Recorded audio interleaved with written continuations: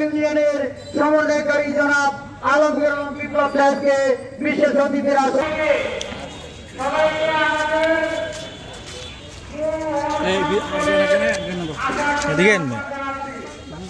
আরে ভাই এটা গুলো কাজের জিনিস এটা বুঝলে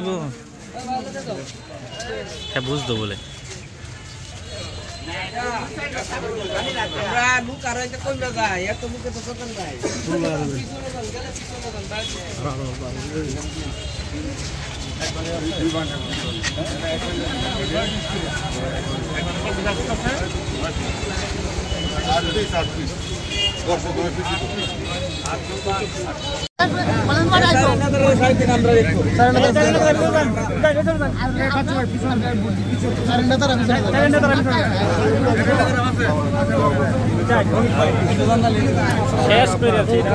ভাই বুঝ চলো শুন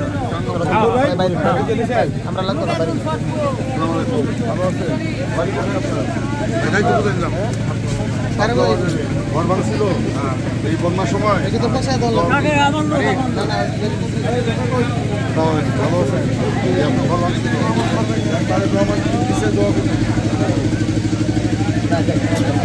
আমরা সরকারের প্রতি আহ্বান জানাতে চাই যে একক বিএনপির পক্ষে এককভাবে এই লক্ষ লক্ষ দুর্দশাগ্রস্ত মানুষকে সহযোগিতা করা সম্ভব নয়। আজকে আমরা টিম দিলাম, এটা প্রয়োজনের তুলনায় অতি সামান্য। আমি আগে বলেছি আমাদের স্বাদ আছে কিন্তু ছাত্র নাই।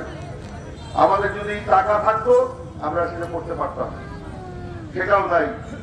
সে কারণে আমরা সরকারকে বলবো সরকারের কাছে টাকা আছে, আমার আপনার ট্যাক্সের পয়সায় সরকার চলে, সরকার সেই টাকা দিয়ে জনগণকে সহযোগিতা করে।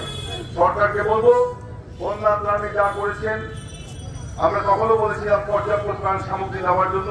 আমরা জানি আওয়ামী লীগ দেশের অর্থনীতি থেকে ধ্বংস করে গেছে, সরকারের তহবিলে সেই রকম টাকা নাই, হয়তো তারা দিতে পারেনি।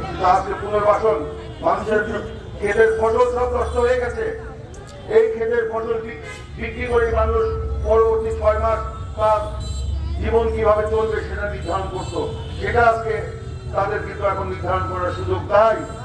মানুষের কপালে হাত, সরকারকে বলবো তাদের পাশে গিয়ে দাঁড়ানোর জন্য। যাদের জমির ফসল নষ্ট হয়েছে তাদেরকে সুদবিহীন কৃষি ঋণ দিতে হবে, আগামী ফসল উদ্ধার না পর্যন্ত তাদেরকে ত্রাণ সহযোগিতা দিতে হবে। এখানে এনজিওদের বিভিন্ন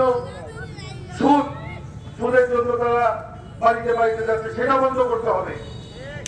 আগামী ফসল না ওঠা বন্ধ রাখতে হবে। যাদের মৎস্য খামার ভেসে গেছে তাদেরকে নতুন করে মাছ চাষ করার জন্য নতুন করে সুদমুক্ত ঋণ দিতে হবে। সার, বীজ, কীটনাশক, বীজের বিনা পয়সায় কৃষককে দিতে হবে, ক্ষতিগ্রস্ত কৃষককে দিতে হবে।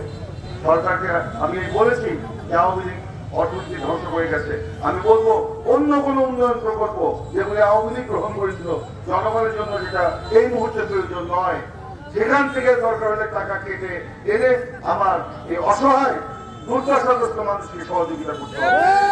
মানুষকে বাঁচানো যাবে না। আর মানুষকে যদি আমরা বাঁচাতে না পারি তাহলে কিসের রাজনীতি, কিসের দেশ, কিসের সরকার?